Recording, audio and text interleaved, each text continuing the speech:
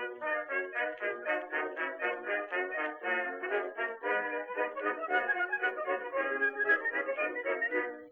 to mighty London came an Irishman one day.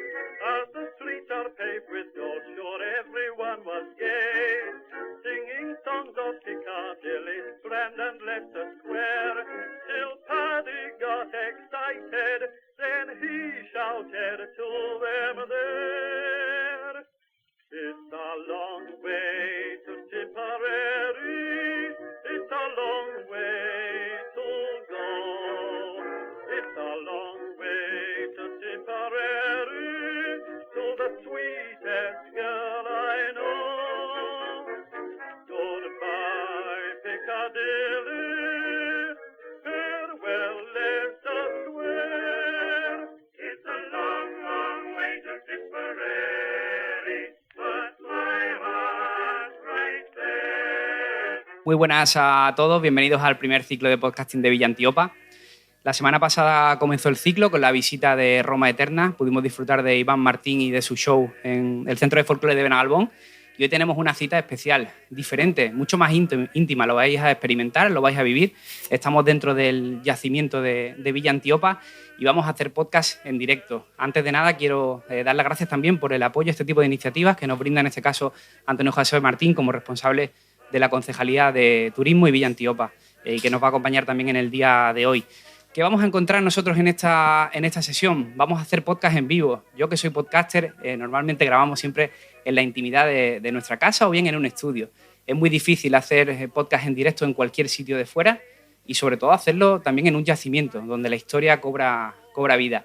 Entonces vamos a tener la oportunidad de disfrutar de Histocast. Cuando hablamos de Histocast, para el que no los conozca, que creo que no es el caso porque seguramente todos venís por ellos, son el decano del podcasting de historia en España. Como se suele decir, antes de Histocast todo esto era campo, ¿no?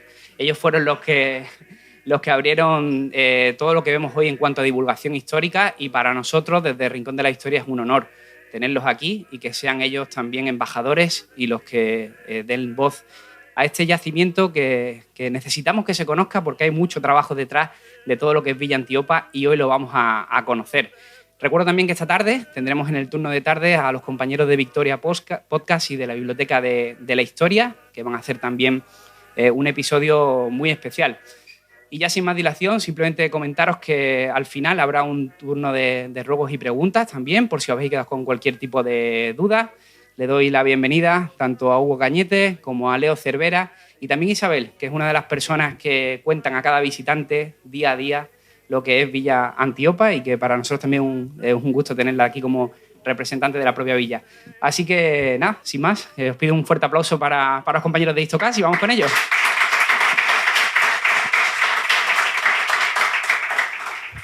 Hola, buenos días, ¿se me oye? Vale, bueno pues nada, nosotros somos de Histocast, les presento a Leo Cervera, compañero, yo soy Hugo Cañete y nos acompaña Isabel, que está aquí en el yacimiento. Yo quería agradecer, lo primero de todo, al Ayuntamiento y a las autoridades del Rincón de la Victoria el que hayan promovido este tipo de actos para promocionar este yacimiento tan interesante. Yo la verdad es que tengo que reconocer que me he quedado bastante impresionado nada más entrar por la puerta. También agradecer a Javier Rando toda la atención y la preocupación que ha tenido durante la fase de organización. Y pues vamos a hablar hoy pues vamos a intentar hablar, porque esto es Histocast, lo digo porque va a quedar grabado luego. Vamos a intentar poner en contexto cómo serían esas personas que vivían concretamente en este yacimiento, y de ahí vamos a intentar dar una pincelada de cómo pudo ser su mundo, que muchas veces no es precisamente el que nosotros tenemos en la cabeza que fue.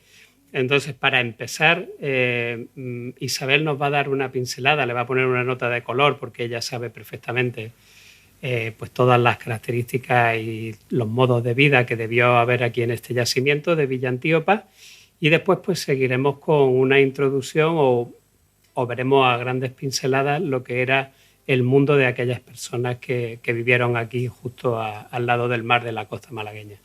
Isabel, cuando quieras. Bueno, pues Muchas gracias a todos. Y bueno, lo primero, invitaros, por supuesto, que vengáis todos aquí hasta el Rincón de la Victoria a conocer Villa Antiopa. Y pues para que sepáis un poquito lo que podéis ver cuando os acerquéis hasta aquí, deciros que lo que tenemos aquí es una villa romana del siglo III. Sabemos que bueno, pues aquella época fue una época un poco convulsa, ¿no? Y la gente que vivía pues, en esta villa se dedicaba fundamentalmente, como pues, por toda la costa de lo que era en aquel momento pues Hispania, ¿no? Sobre todo la costa de Baética, se dedicaban pues fundamentalmente en esta villa al garum y a las salazones. Desde aquí se fabricaba y se comerciaba pues a lo largo de todo el Mediterráneo. Sabemos que había algunas villas importantes, por ejemplo, tenemos cerquita también en Baelo Claudia, y bueno, y esta que es una de las que está mejor conservadas de toda Andalucía. Podemos también intuir que aquí se producía o cerca vinos y aceite, porque básicamente pues era lo que se dedicaban en esta parte, pero como os digo, concretamente la villa está básicamente centrada en eso, en el garum y en las salazones. Muy bien, pues partiendo de cuál es este contexto, a mí me gustaría empezar pues haciendo una analogía entre un vecino del Rincón de hoy en día, como puede ser, por ejemplo, Leo, que es vecino de aquí, del Rincón de la Victoria, y cómo pudieron ser aquellos habitantes que, aunque parezca mentira, hace 1700 años eran bastante parecidos a nosotros.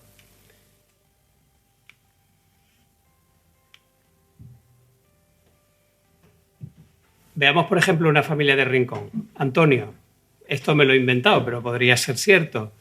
Antonio es un hombre de negocio, se levanta por la mañana, desayuna mientras ve la tele y lo que más le interesa pues, son las últimas noticias y, por ejemplo, pues, la evolución de los índices bursátiles. Puede que el Nasdaq de Nueva York, puede que el Nikkei de Japón, porque Antonio cultiva aguacate y pistacho que vende en Alemania e Israel y puede que después de una mañana de trabajo pues, decida tomar unas tapas en la taberna de su amigo Lucio y que luego por la tarde pues decida ir al gimnasio para acabar la jornada.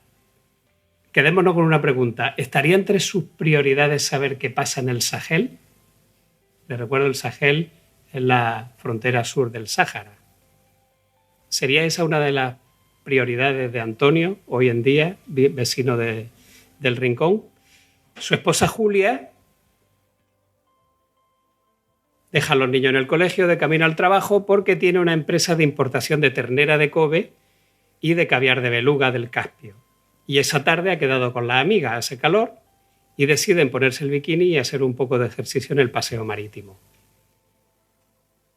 Los niños son Claudio y Silvia, salen del colegio y se van al parque a jugar. Claudio juega a las canicas y a tirar la peonza o el trompo, y Silvia prefiere el pilla-pilla.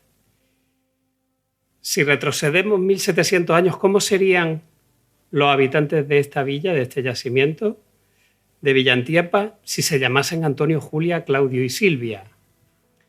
Pues Antonio resulta que tiene una factoría de garum, famosa en todo el imperio por su especialidad en túnidos, vende una cantidad considerable en Roma, en Antioquía, que está en Siria, y en el puerto de Alejandría.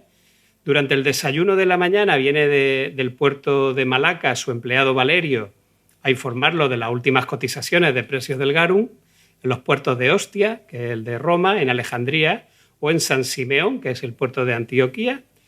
Y a mediodía, después de trabajar, decide ir al Thermopolium de su amigo Lucio a picar algunas delicatessen de la vasija de barro y luego acudir al gimnasio y a las termas. Vuelvo a preguntar, ¿está entre sus prioridades saber qué pasaba en los bosques orientales del Rin? Iremos desarrollando estas dos cuestiones. Su esposa Julia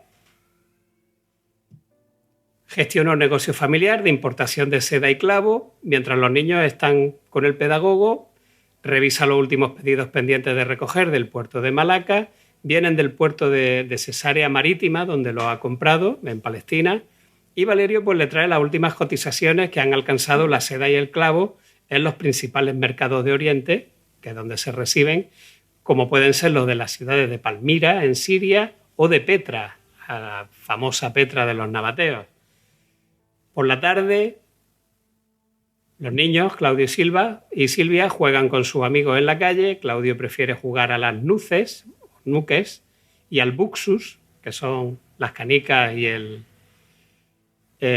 trompo, y Silvia pues se decanta por jugar al fugitivus. El fugitivus era el esclavo huido, una especie de pilla-pilla, porque se trataba de dar caza a alguien que se fugaba, que era un esclavo. Entonces era el fugitivus, era el pilla-pilla de la época. Aquí tenemos más juguetes, por ejemplo. Tenemos ahí unos sonajeros de barro. Tenemos también un juego muy interesante que se llamaba el Caput aut Navis, que es cabeza o nave, es decir, cara o cruz, por las monedas. Tenemos ahí las nuces, que son esas canicas de barro, y tenemos un grabado de niños jugando a las canicas, que además me sorprendió muchísimo porque, si se fijan, hay uno de ellos en la parte derecha que tiene una bolsa. Entonces, cuando éramos chicos también llevábamos nuestra bolsa con las canicas y jugábamos. Y además hay una frase en latín, que es el relinquere nueces, que significa dejar las canicas, que es cuando ya te haces mayor. Entonces, relinquere nueces. Y también tenemos ahí pues un carrito, como le decíamos por aquí, un 3 en raya, y los cubi, que son los dados. Hay muchísimos más juegos romanos a los que se juega hoy en día, pero bueno, esto sería una muestra. Entonces, esto sería la vida de estos habitantes que vivían aquí justo a nuestra izquierda, en este maravilloso nacimiento. Entonces, a partir de ahí, vamos a hablar de cuál era su mundo. A lo largo de la charla vamos a ir viendo por qué de estos paralelismos, pero lo primero que tenemos que hacer es desechar la imagen que muy probablemente tengamos del Imperio Romano. Esto es una polis, Roma, ahí en grande, que domina los territorios de la ribera del Mare Nostrum y que se beneficia de las tierras dominadas, es decir, todos los recursos que se generan van hacia Roma, y una frontera con los bárbaros, con ese hombre con cara de malas pulgas, en el Rin, que es motivo de una preocupación constante. Esta es la imagen predominante que puede tener si preguntamos a una persona corriente de qué era el Imperio Romano, pero esto dista mucho de la realidad y del día a día cotidiano de aquellas personas que vivían en el Imperio. ¿Cómo llega a Roma? ¿Me permite, Hugo? Sí. Voy dime. a hacer una acotación aquí. Lo primero de todo, agradecer que me hayan dado la oportunidad de participar en un podcast en mi pueblo. Yo que voy dando vueltas por el mundo y dando conferencias por todas partes, cuando Hugo me dijo, oye, que voy a hacer un podcast en El Rincón, digo, pues yo me apunto. Pero claro, aquí el gran experto es Hugo. Yo lo único que voy a hacer es poner alguna nota a pie de página con mis reflexiones personales, ¿no? Y a este respecto quería decir que lo que acaba de hacer Hugo es una cosa muy útil en el mundo de las humanidades, porque él lo que ha hecho ha sido enseñarnos que los mismos hechos, pues vistos desde un prisma diferente, arrojan lecciones muy diferentes. Él nos ha dicho, esto es lo que se suele decir, o como se suele ver el Imperio Romano, pero en realidad yo os voy a enseñar que el Imperio Romano era otra cosa, es porque nos va a poner un prisma diferente. Y esto es una cosa que en las humanidades se hace mucho, y las humanidades están muy poco valoradas. Parece como que aquí lo único importante son las ingenierías, las cosas técnicas. Pues no, las humanidades son súper importantes, porque en un mundo humano, como es el nuestro, las humanidades son a nuestro mundo como las matemáticas a la física. Explican el comportamiento humano y, por tanto, ayudan mucho a entender por qué pasan las cosas. Y ya hecha esta acotación, ponnos el prisma, Hugo. Pues nada, vamos a ver cuál es el origen de este mundo imperial, que tiene también su razón de ser el que fuera una fuente de tanta riqueza. Porque el proceso de conquista del mundo civilizado lleva consigo una transferencia de riqueza increíble. No vamos a entrar en detalle en el origen, pero sí es importante decir que la mayor parte de la conquista, o sea, lo que es el imperio que nosotros conocemos, en realidad no se consiguen en la época imperial o del Principado, sino que se consiguen en la República, en los 2 últimos siglos antes del nacimiento de Cristo. Y lo que Roma consigue al hacerse con estos estados es hacerse prácticamente con el mundo desarrollado de la época. Es decir, las primeras en caer fueron Macedonia, Grecia, Cartago. Es decir, estamos hablando de sociedades muy avanzadas para la época y muy ricas. No tiene nada que ver, y con eso incluyo también el sur de España, no tiene nada que ver una comunidad íbera, por ejemplo, la que había en Porcuna, con una tribu bárbara del Rin. Para los romanos los 2 eran bárbaros, pero la tribu íbera de Porcuna,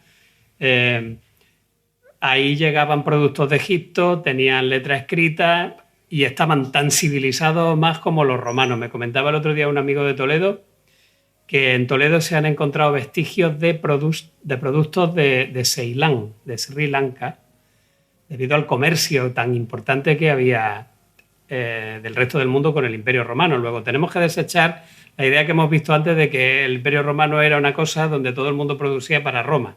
Era totalmente distinta. Y el origen es que Roma empieza a hacerse con todos los estados del Mediterráneo que eran las verdaderas naciones ricas de la época. Para hacernos una idea, en 50 años, después de la batalla de Zama, cuando se pone fin a Cartago, Roma va a recibir de sus vasallos cerca de 46.000 talentos, que eso traducido serían unas 1.050 toneladas de plata al año. Por ejemplo, Plinio el Viejo habla en su Historia Natural de una cantidad que había en un momento concreto en el tesoro romano, en el 157 a.C., estamos todavía siglo y medio antes del Principado, y afirma que tenía 17.400 libras de oro, 22.000 libras de plata, 6 millones de sestercios en moneda acuñada, y que todo esto hacía un total de algo más de 18 millones de denarios, es decir, 3.000 talentos. Y dice Plinio que en ninguna otra época fue el estado más rico. Claro, hasta esa época, luego sí, ¿no? Pero Plinio llega a decir eso. Yo le he preguntado a la inteligencia artificial que me intentara traducir esto a euros y la conversión nominal de plata a plata, de oro a oro, serían unos 7 u 8 mil millones de euros, pero le dije que lo corrigiera un poco para ver el poder adquisitivo aproximado, y entonces me dio una cifra realmente tremenda. Me dijo 3 o 4 billones con B de euros. Con que lo dejemos en 1, veamos la cantidad de la transferencia enorme de riqueza que se va a producir desde los estados ricos del Mediterráneo hacia el Imperio Romano, hacia el poder político de Roma. El sistema de sufragar la guerra mediante la conquista y la expansión va a terminar de manera abrupta cuando los ejércitos alcanzan los límites de su capacidad operacional. O sea, Roma se para no porque decidan pararse, sino porque tienen que pararse. Y esos límites son el Canal de la Mancha, el río Rin, el río Danubio y las fronteras del Imperio Parto. Y una vez alcanzados esos límites, Roma, ¿qué debería de haber hecho con la inmensa cantidad de riquezas que adquirió en el Mediterráneo? Pues lo que hizo en un principio, que fue invertirlo en infraestructura, pero a lo largo de los siglos lo que va a preferir es meterse en una guerra sin fin de guerras civiles, y eso va a llevar finalmente a la caída del imperio. Al contrario de lo que mucha gente cree, las conquistas de la época imperial son muy reducidas. Cuando llega Augusto al imperio está prácticamente todo el pescado vendido. ¿Acaso la Dacia, Britania en el oeste, Mesopotamia con Trajano, si acaso? Pero duró muy poco tiempo. Desde el punto de vista estratégico, el imperio se expande hasta sus fronteras naturales viables, que son el Rin, el Danubio y en el sur el Sáhara.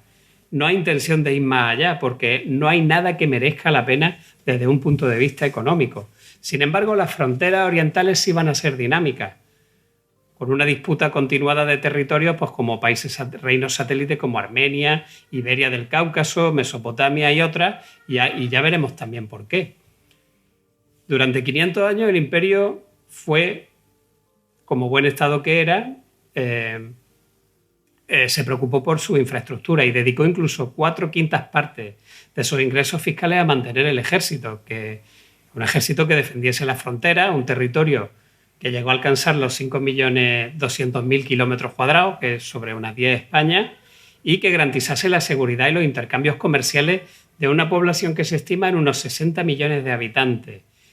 El ejército constaba de unos 450.000 hombres, de media hubo unas 30 legiones que se desplegaban por las provincias y que contaban con 150.000 legionarios, 150.000 auxiliares y 100.000 hombres de otro tipo de tropas.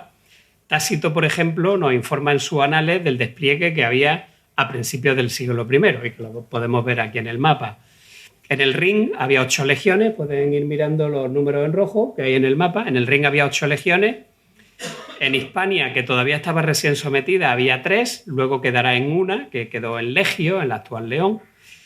Mauritania estaba protegido por un rey satélite, el rey Juba. África, que es lo que hoy sería Túnez, estaba guarnecida por 2 legiones, Egipto por otras 2. Entre Siria y el Éufrates, que era una frontera dinámica, como ahora veremos, había 4 legiones.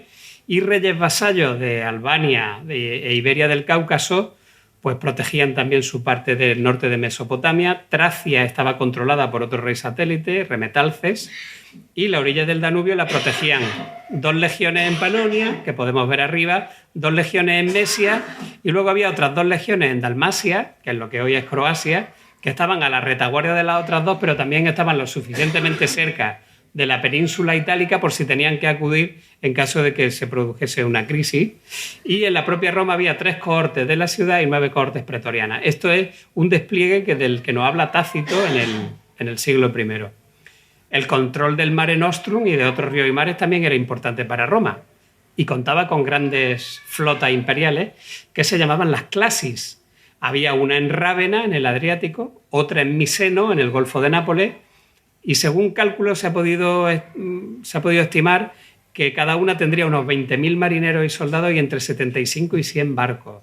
Pero además había otras clases, había una clase germánica que estaba en el Rin y que sabemos que operó en el Atlántico Norte, había 2 clases más en el Danubio, la panónica y la moésica, que se correspondían con las 4 legiones del Danubio, y luego había 3 clases menores que eran las que se encargaban de la seguridad en Oriente, en la parte de Siria, que eran las clases póntica por el Ponto, el Mar Negro, siríaca por Siria y la de Alejandría por Egipto. Este poder naval garantizaba la seguridad de las rutas comerciales. Ya hemos visto que Julia aquí importaba seda y clavo. El volumen comercial que alcanza el Mediterráneo en el siglo I no va a volver a alcanzarse hasta el siglo XIX. La seguridad no solamente era contra piratas. Por ejemplo, en el año 256 los godos se van a apoderar de una flota del reino del Bósforo, se van a meter hacia Siria y van a saquear ciudades ricas, una tras de otra, van a penetrar en el Egeo y con decenas de miles de hombres y centenares de barcos, y van a ser un roto impresionante. Luego, estas clases no solamente estaban para los piratas, sino también para defender un territorio que era extraordinariamente rico. Si nos vamos al perímetro fronterizo de Roma, tenía 7.700 kilómetros. Y de ellos va a construir y mantener defendido alrededor de 4.800, que eran los famosos limes.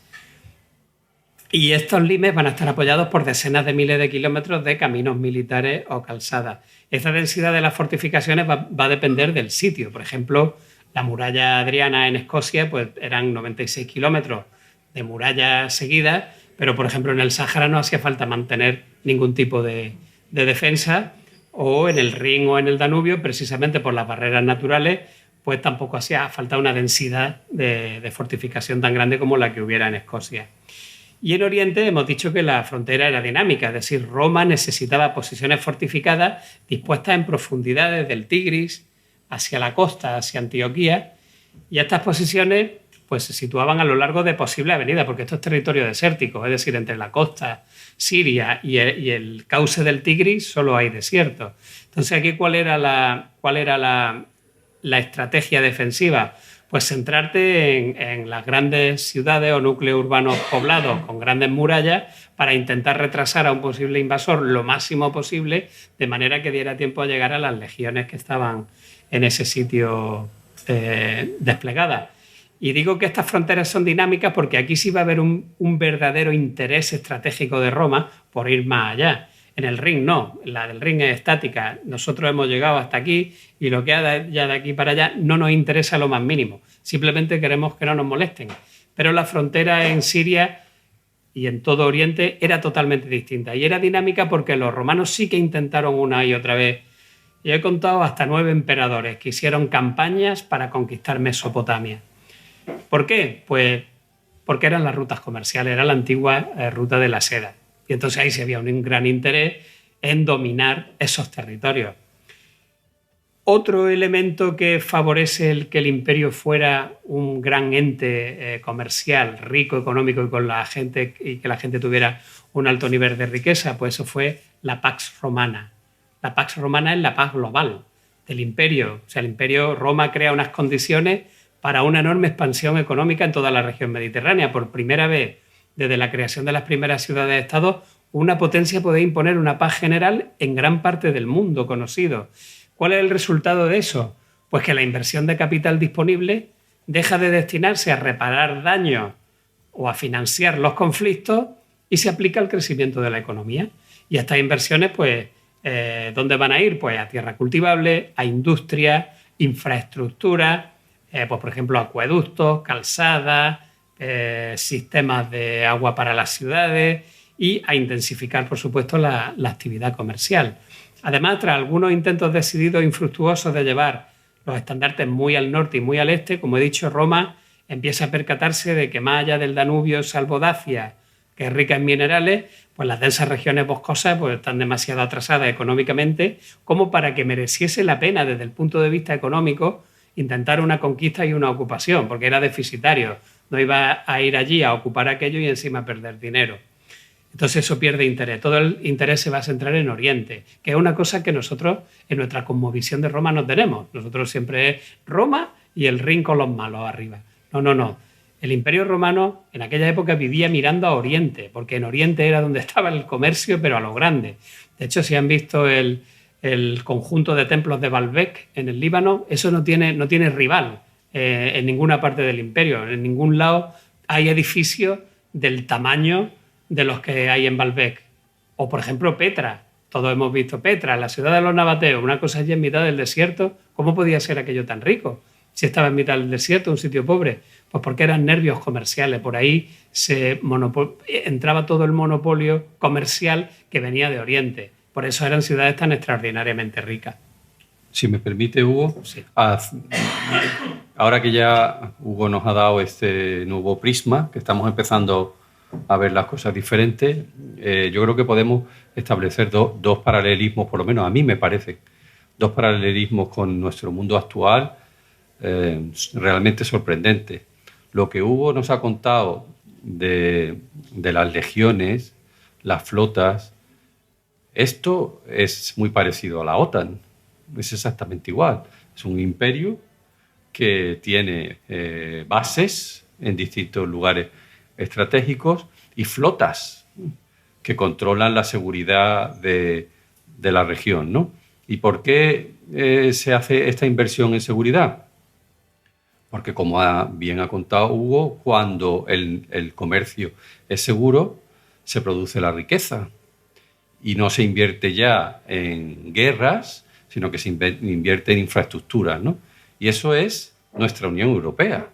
Desde que se ha creado la Unión Europea bajo la protección del imperio estadounidense, pues ya no hace falta que España se gaste 1.000 millones de euros en hacer búnkeres en los Pirineos para defenderse de un posible ataque de Francia o que tenga comprado tanques allí puestos, preparados para defenderse. Ese dinero se invierte en infraestructura, en autovías, y eso nos lleva al mundo actual. Es decir, que nada nuevo bajo el sol.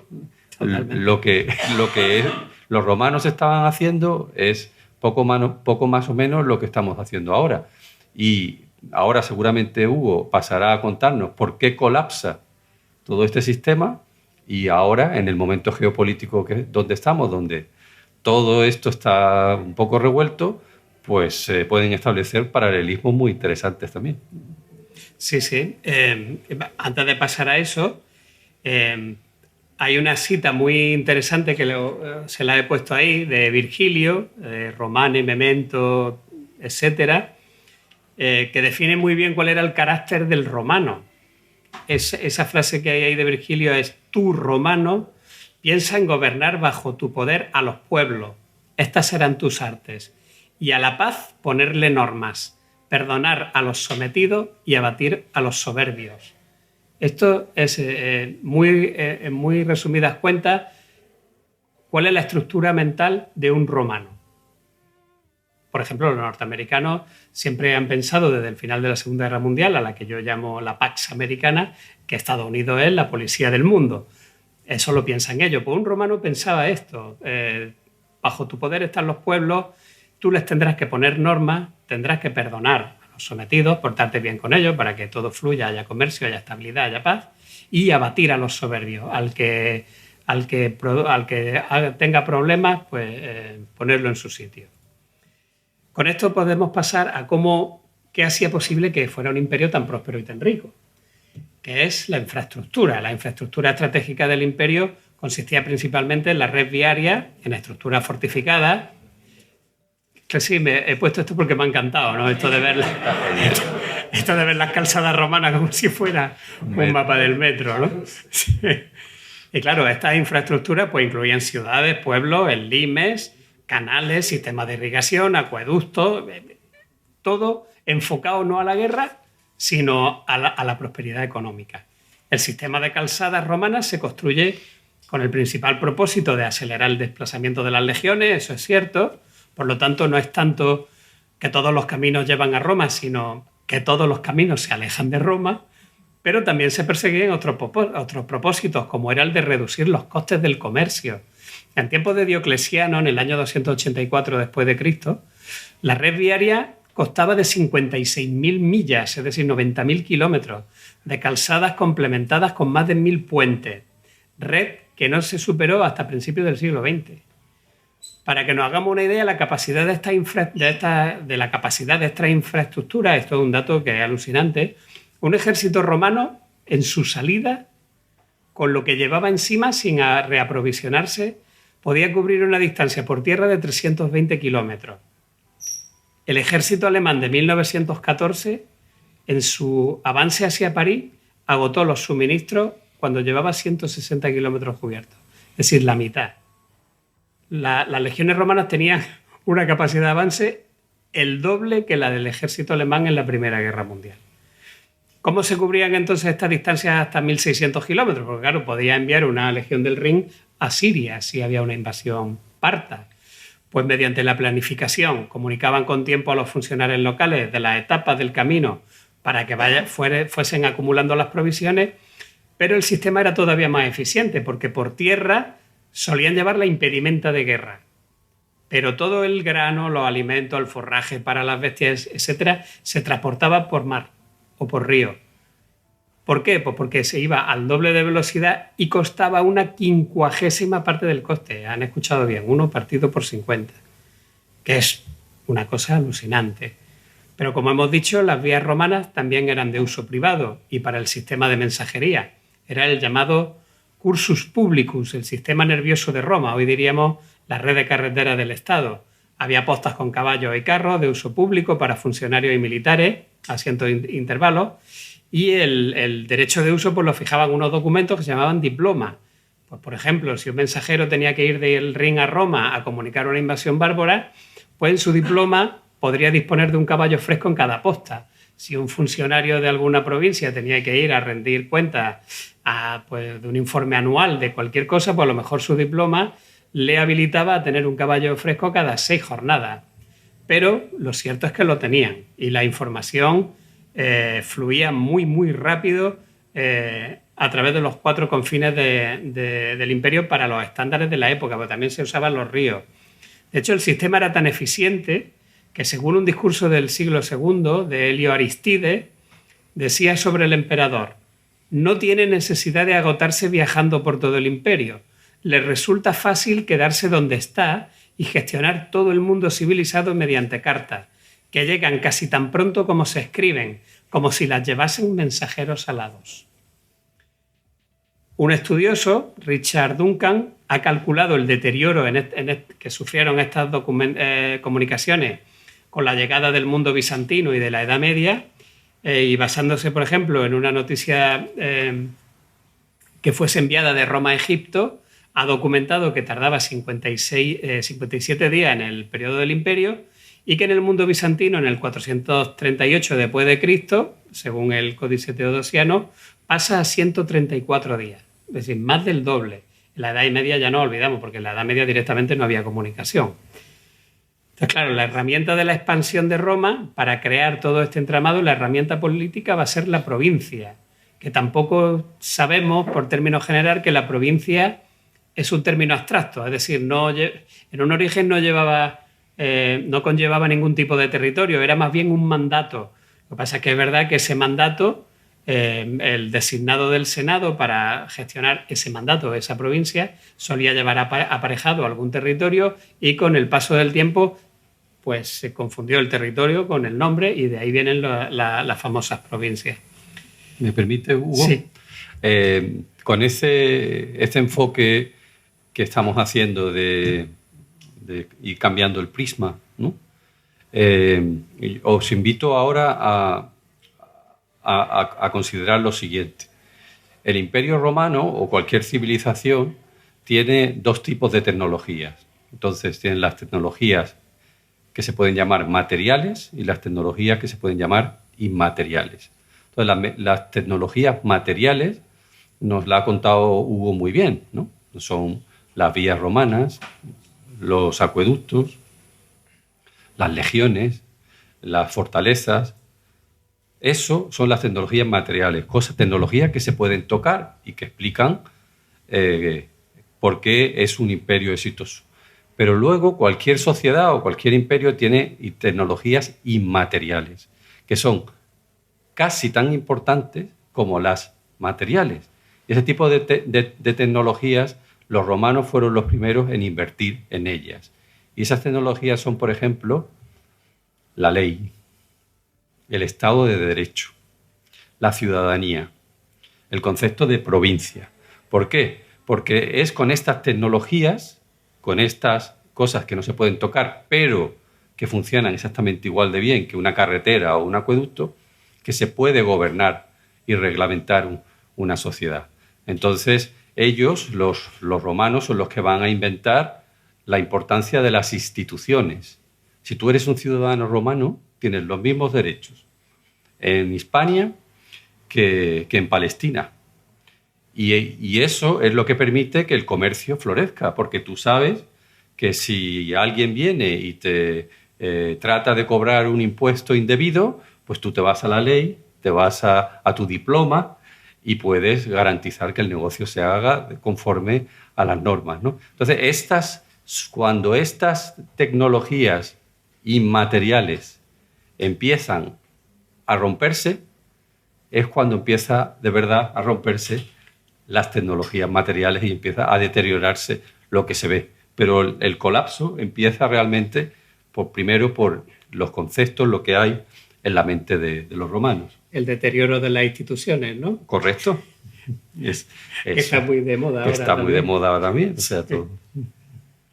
Bueno, pues, visto cuál era el mundo político material e inmaterial de los habitantes de Villa Antíopa, es decir, en ese mundo que vivían con fronteras, con infraestructuras, con leyes que eran para todo igual, veamos esa dimensión del comercio interior, que ya hemos hablado que en el siglo I era tan importante como en el siglo XIX y que en medio no hubo un nivel de comercio superior, pero también el comercio global. Es que Roma estaba inmersa en un comercio global y de esto nunca se habla. Nos quedamos siempre en el Rin y en las tribus bárbaras, cuando eso empezó a ser un miedo, a lo mejor ya con la crisis del siglo III, pero antes pues realmente la gente del Imperio Romano no vivía con el miedo de las tribus del Rin, ni mucho menos.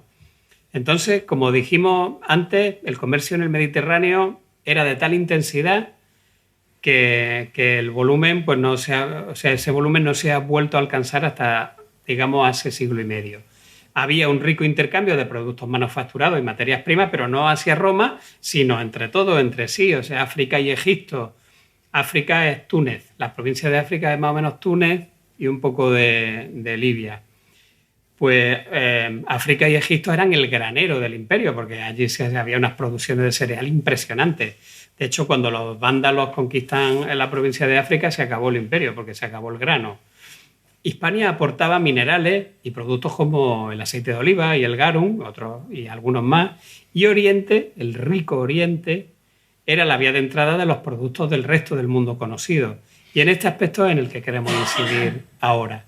La ruta de la seda, que es un nombre moderno, y aunque extraordinariamente evocador, pues resume esa vasta red de patrones comerciales que se extendía desde China a Europa y de la India, Sri Lanka, que es Ceilán, Arabia y la costa oriental de África, hasta que entraba por los puertos de Oriente, del Levante, en el Mediterráneo y se distribuía por el resto de las provincias.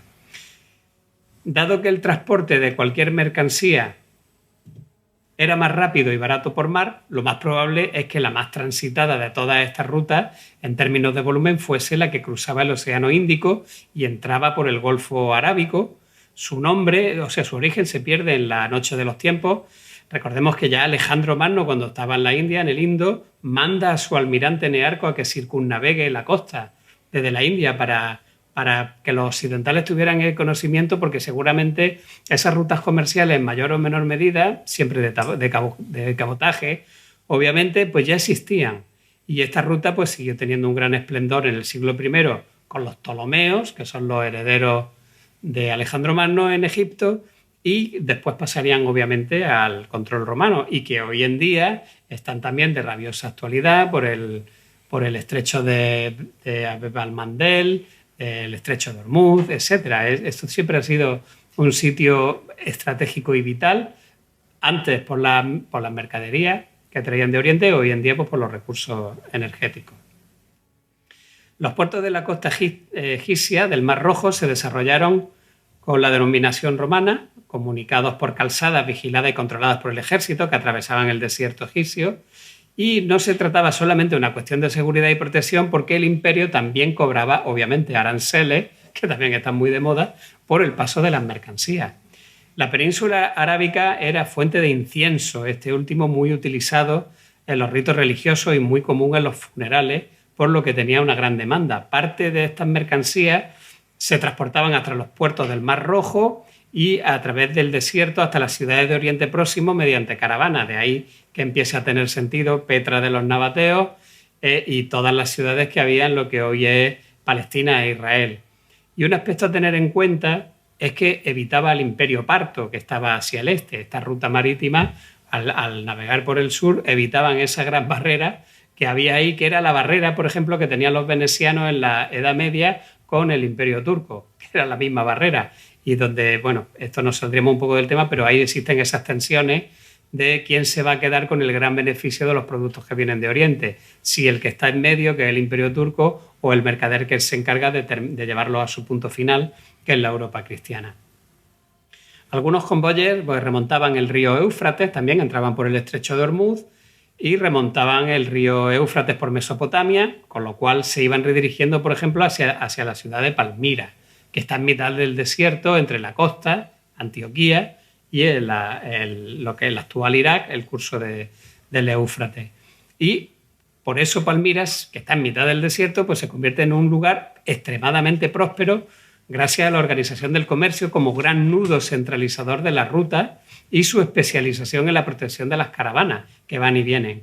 Tan eficaces van a ser sus labores de escolta y de liderazgo que un buen número de mercaderes y viajeros van a optar por incluir esta ciudad en su itinerario, aunque no se tratase de la ruta más corta. Era una aliada del imperio con una buena dosis de autonomía, y las caravanas protegidas por escoltas numerosas y armadas, y las autoridades pues monitorizaban todo este tráfico de viajeros para poder cobrarle obviamente peajes e impuestos, que en el imperio solían estar, como he dicho, en torno al 25%. Un ejemplo de este intenso comercio podemos verlo en este mapa, que indica los lugares donde se han encontrado monedas romanas. Estas rutas de comercio terrestre se van a ver favorecidas por la consolidación política en China, que en ese momento es el de la dinastía Han a partir del siglo II a.C., que al consolidar el país van a tener una expansión hacia el oeste y van a llegar a las fronteras del Hindu Kush, que es una de las últimas estribaciones del Himalaya. Y claro, al llegar al Hindu Kush, que está prácticamente al norte de Afganistán, como pueden ver, hay ahí como unos puntos naranjas de moneda hallada, y es por eso, es precisamente porque cuando llegan ahí son capaces de seguir camino hacia Occidente o de bajar hacia la India. Y eso pues les va a ayudar mucho a la dinámica comercial. Van a tener, como digo, acceso a la India, al Imperio Persa y a sus respectivas rutas marítimas y terrestres. Y el paso por estos estados civilizados y estables, siempre hablamos de lo mismo, seguridad jurídica, paz. Uno de ellos, de este paso que tenían que llevar los productos chinos hacia Occidente, era el Imperio Kushan, que era de raíces macedónicas, es decir, es un estado de inspiración helénica de los antiguos griegos que había dejado Alejandro por el camino. Y esa homogeneidad en normas, cultura, etcétera, pues va a permitir que la configuración de una ruta terrestre hacia la ribera del Mediterráneo oriental. Y hay, por ejemplo, evidencia de un mercader romano de Antioquía, en Siria, que envió una delegación comercial a China y regresó en el siglo II después de Cristo. Esta presencia romana es más frecuente en el sudeste asiático por la mayor accesibilidad por las rutas marítimas, obviamente. Hay evidencias de comerciantes romanos que vivían en Sri Lanka y en la India y de mercaderes de aquellos lugares que estaban asentados en los puertos del Mar Rojo y del Egipto romano. El comercio de larga distancia, el del punto A al punto B de una tacada, es más propio de las rutas marítimas, obviamente, porque es posible. Pero en las rutas por tierra se va a producir una cantidad de intercambios en cada parada, en la que había un consumo propio, se compraba, se vendía para la estación siguiente y se exportaban productos locales. Es decir, es un proceso de agregación y desagregación que va avanzando a través de la ruta hasta que se llega al levante mediterráneo. Si me permite, Hugo, sí. Quería comentar un descubrimiento histórico que tuve hace poco que me dejó totalmente descolocado. A los alrededores de Roma hay una serie de municipios pequeñitos donde suelen ir los romanos a comer durante los fines de semana, ¿no? Son muy bonitos, que tienen unos yacimientos impresionantes. Todo el mundo va a Roma, va al Coliseo, al Foro, y no ve todo eso, ¿no?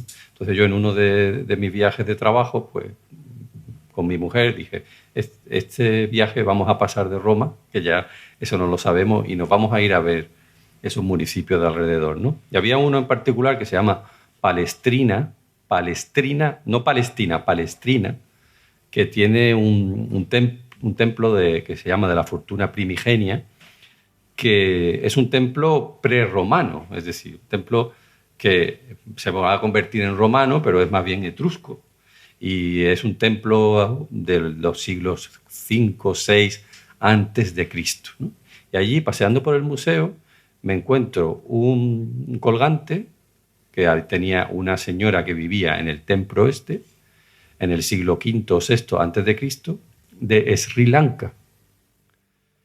O sea que ya en el siglo VI antes de Cristo, antes de que los romanos incluso llegaran a ser una potencia, ya había comercio entre la península itálica y Sri Lanka. Yo eso no me lo podía ni imaginar, pero al verlo allí, pues bueno, ¿esto qué es lo que es? Y ahora, escuchando a Hugo, digo, bueno, pues ya lo ha documentado él con su investigación, y cuando ha dicho que está documentado que había comerciantes romanos que vivían, bueno, pues yo te puedo decir, Hugo, que había comerciantes etruscos también, que vivían, claro, en Sri Lanka. Sí. Si es que esto se pierde en la noche de los tiempos, correcto, estas rutas comerciales, sí. Entonces podemos empezar a hablar un poco de las importaciones. ¿Qué importaba el Imperio Romano? Pues uno de los productos estrella era la seda auténtica, se llamaba así, cuyo secreto solo conocían los chinos. ¿Por qué esta se llamaba seda auténtica? Porque había otra seda que se llamaba seda silvestre, que se daba en algunas islas griegas, pero era de muy mala calidad, y también era muy preciado el llamado acero margiano, por su manera que tenían de fundirlo, que era de una calidad extraordinaria y muy superior a la europea. Lo que pasa es que esto al tener tanto peso, sí que es verdad que es realmente muy, muy, muy escaso el volumen de comercio que había de este tipo de acero en particular. También eran muy demandadas las especias, sobre todo la pimienta, el cardamomo, el clavo, la canela y el sándalo, y otros productos como el incienso que hemos dicho antes, las piedras preciosas, perlas, rubíes, diamantes, esmeraldas y marfil. Y estas importaciones de coste prohibitivo llegaron a causar incluso preocupación por su implicación para la moral y las repercusiones financieras. Por ejemplo, eso entre los romanos, digo. Plinio el Viejo se quejaba de que se destinaban cada año 50 millones de sestercios a la compra de bienes de la India, muchos de los cuales se vendían por 100 veces su coste de producción. Y también agrupó todas las importaciones de China, India y Arabia y las estimó en 100 millones de sestercios anuales, lo cual tampoco es mucho teniendo en cuenta algunas estimaciones de que el PIB del imperio, en este caso sería de la República, rondaba los 20.000 millones de sestercios. Ahí 100 millones pues tampoco es que sea gran cosa, pero no iban perdidos porque en realidad detrás de esta afirmación lo que se esconde es una preocupación por el déficit comercial, porque cada año salían del imperio cantidades sustanciales de moneda de oro y de plata, que era con lo que se pagaban estas importaciones, que no eran compensadas, esos flujos de metal no eran compensados al revés, por eso se crea un déficit importante de metales. Y claro, también es verdad que parecen olvidar que estas fuentes suculentas, que son un 100% más caros en destino que de lo que costaron, con ese gravamen del 25% de aranceles también era una fuente muy suculenta para las arcas del Imperio Romano. Y además se estima que estos productos en la época buena, finales de la República y primera parte del Imperio, no solamente estaban al alcance de la élite, sino que muchos de estos productos también estaban al alcance de las clases medias. Eso en la Biblia lo tenemos, ¿no? Cuando vienen los Reyes Magos de Oriente y que es lo que le regalan al niño Jesús, ¿no? Oro, incienso y mirra, que mirra es un producto cosmético carísimo de la península arábiga, ¿no? Pues claro, pues que ahí donde estaban ya las clases medias se podían permitir el lujo de tener ese tipo de productos. De hecho, hay una anécdota famosa de lo caro que era el incienso, que cuando Alejandro llega a Babilonia, ordena que se mande un gran cargamento a Macedonia de incienso y le escribe una carta a creo que era Leónidas, su antiguo preceptor cuando era niño, antes de tener a Aristóteles, y en la carta le ponía: aquí lleva un gran cargamento de incienso para que en adelante no seas tan rácano con los dioses.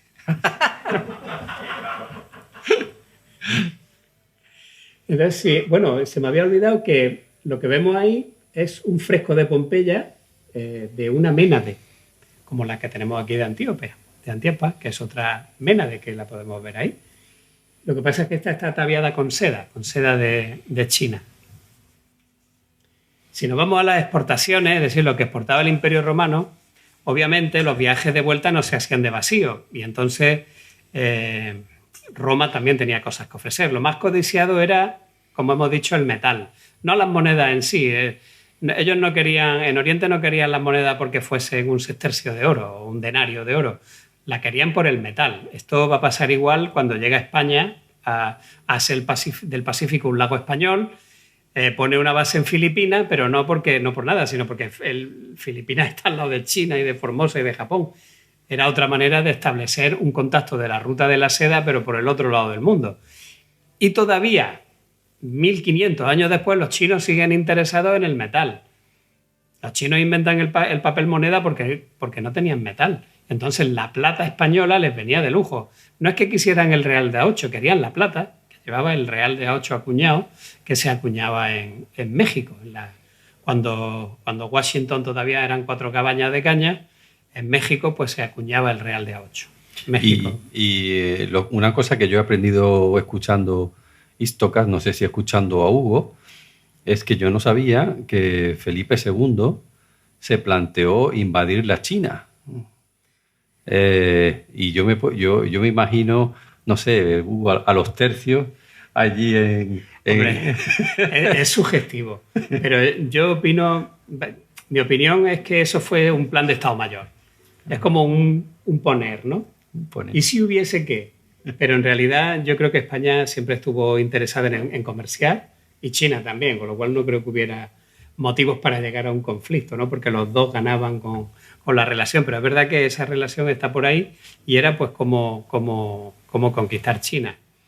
Pues ya hemos hablado del metal, de las monedas, pero en Oriente también se apreciaba mucho el coral, que era muy abundante en el Mediterráneo. También eran muy codiciadas en Oriente, especialmente en las Chinas de los Han, las delicadas vasijas de cristal azul verdoso, de las que tenemos ahí 2 ejemplos, que necesitaban un extremado cuidado para su transporte. De hecho, la de abajo se ha encontrado en una tumba de un miembro importante de los Han. Además, el imperio también servía de vía de paso para otras mercancías. O sea, que imagínense lo que eran las rutas comerciales globales de aquella época. Por ejemplo, el marfil de África, que llegaba en bruto y solía ser tallado por artesanos romanos, es decir, le daban un valor añadido y luego el marfil seguía su camino hacia múltiples destinos, porque hemos dicho que los caminos por tierra se agregaban en sí mismos, no era una ruta de la A a la B. O, por ejemplo, el ámbar del Báltico, de Escandinavia, que también hacía su camino hacia el imperio y por ahí, por Levante, entraba y se iba para China y para la India. Y había incluso, esto es muy curioso, había casos de ida y vuelta. En Siria, por ejemplo, se creó una industria más sofisticada de la seda todavía que la china.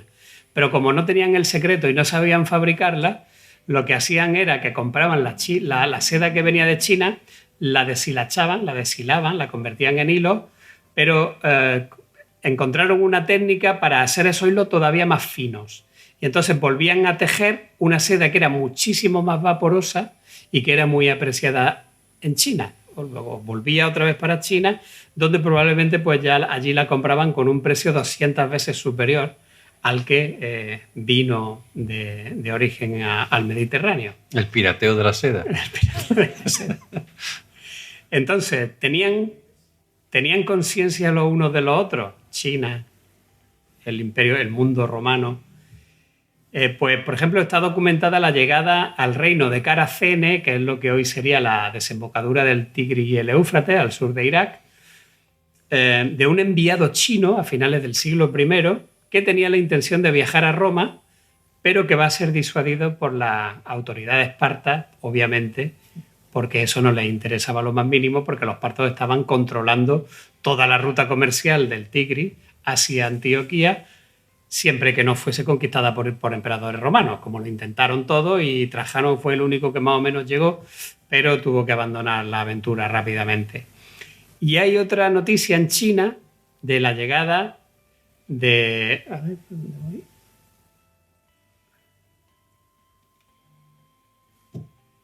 De la llegada de una embajada en el año 166 después de Cristo, enviada por un tal, según la crónica china, Antún, rey de Tatsin. Tatsin es la palabra china para imperio romano, que se interpreta como que muy probablemente fuese un emperador antonino, o Antonio Pío, o Marco Aurelio.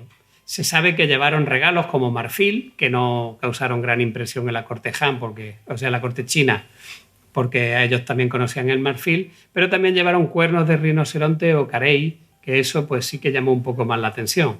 No sabemos si era una delegación comercial o si eran simples mercaderes, pero veamos que el caso de Marco Polo no es único y que 1000 años antes ya se producían este tipo de iniciativas. Si ha quedado una documentada en un documento chino, pues seguramente se produjeron bastante, solo que no han llegado hasta nosotros.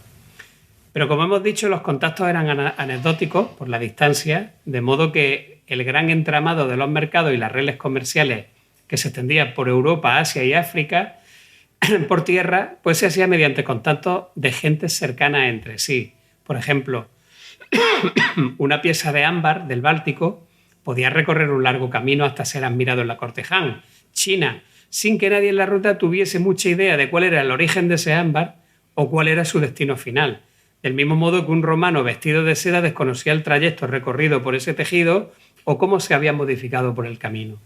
Además, las rutas eran sinónimo de paz y prosperidad, y esto es importantísimo. Donde fluye el comercio no hay guerra. las sociedades dulces que hablaba, no sé si Voltaire o Rousseau. Rousseau, ¿verdad? Entonces el mercader busca seguridad jurídica y que le cobren pues, los menos aranceles posibles. Entonces, si estas circunstancias se cambian, pues las rutas se modifican, obviamente. Así que había un gran incentivo para fomentar esa paz, esa riqueza, esos aranceles bajos, esa seguridad jurídica, con independencia del Estado o el imperio que atravesasen esas rutas comerciales. Luego, una ruta comercial siempre trae cosas buenas. Por ejemplo, digo que siempre trae cosas buenas y que siempre es sinónimo de riqueza. Por ejemplo, Herodes el Grande invirtió mucho dinero y mucho esfuerzo en crear su propio puerto, una construcción artificial que es Cesarea Marítima, porque como todas las terminales llegaban a Siria o a través de la península arábica a los puertos de Egipto o a los puertos de Judea o lo que hoy es el Líbano, pues él, para que era el rey de Judea, quería para sí su propia parte del monopolio. Entonces hizo un puerto solamente para eso, para tener una terminal desde donde poder exportar hacia el resto del imperio todo lo que llegaba allí. Por eso yo decía al principio que Julia, que vivía aquí, estaba esperando un cargamento de Cesarea Marítima, de clavo y de seda. Y bueno, con esto pues ya yo creo que tenemos, no sé si se ha quedado clara la idea.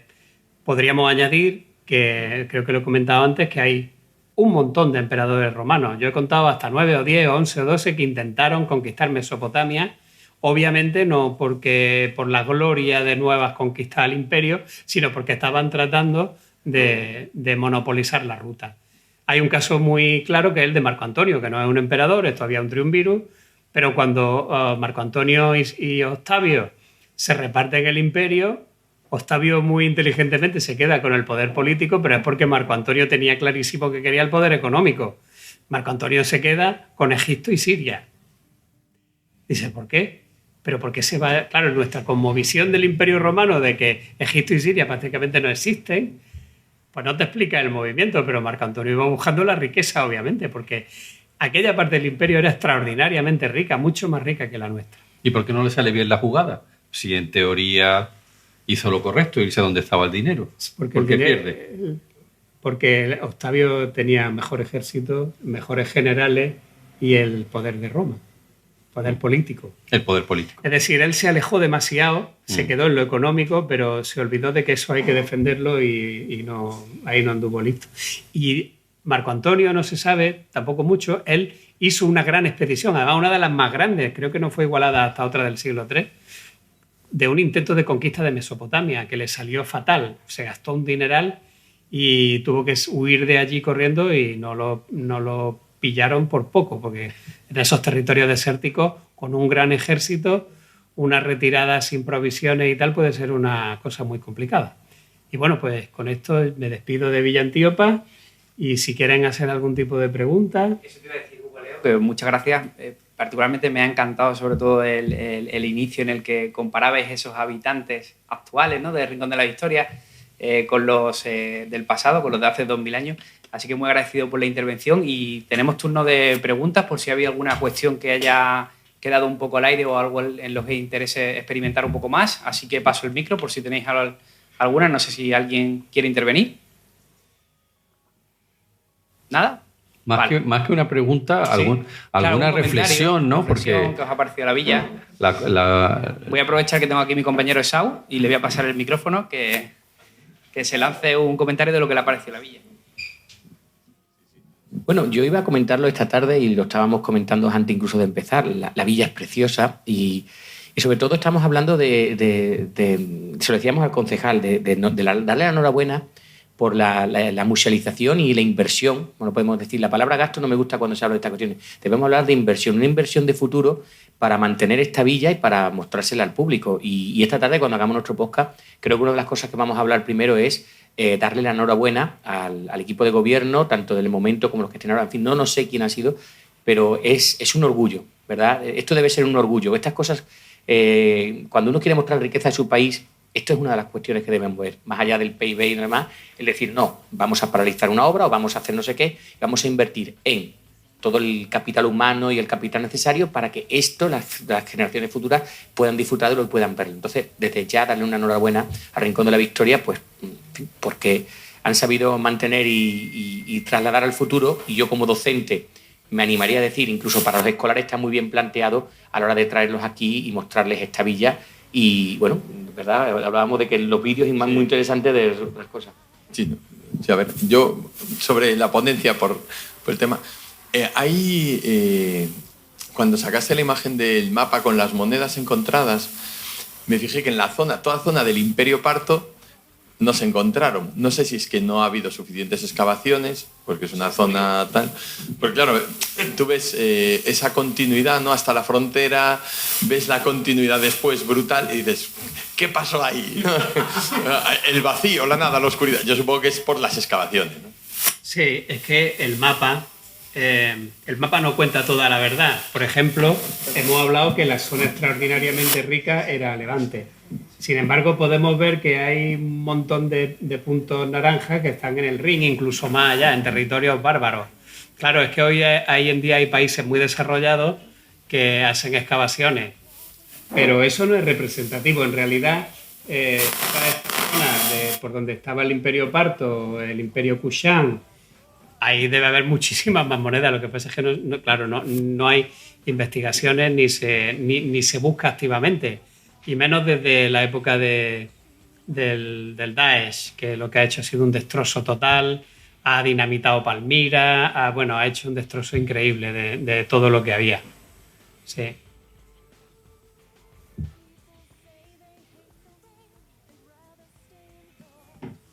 Pero también podría ser porque, al igual que los chinos, los partos fundieran esas monedas de plata para acuñar las suyas propias, ¿no?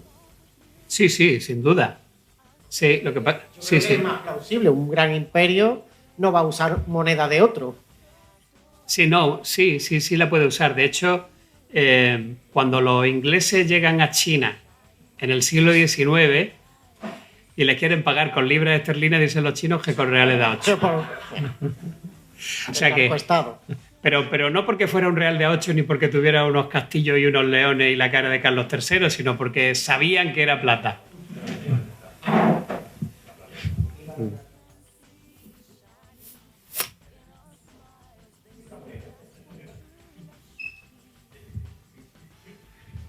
¿Alguna reflexión más? ¿Todo bien? Pues muchísimas gracias por haber estado aquí.